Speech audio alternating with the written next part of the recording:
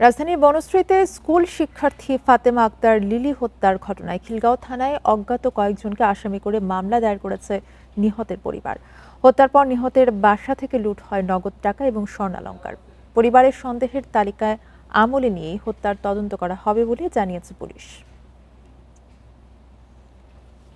শনিবার রাতে রাজধানীর বনশ্রী এলাকায় ফাতেমা আক্তার লিলি নামের ১০ম শ্রেণীর এক স্কুল শিক্ষার্থীর গলাকাটা মরদেহ উদ্ধার করে পুলিশ।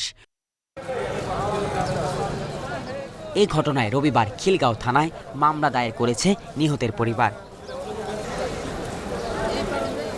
নিহতের ভাইয়ের ধারণা, পারিবারিক জমি ও সম্পত্তির বিরোধের জেরেই ঘটেছে এই হত্যাকাণ্ড। বাড়িতে আমার আব্বার চাস্তুল ভাই, ওদের সাথে একটু দ্বন্দ্ব ছিল জায়গা জমি নিয়ে। ওরা খুব অত্যাচার করতেছিল আমাদের সাথে।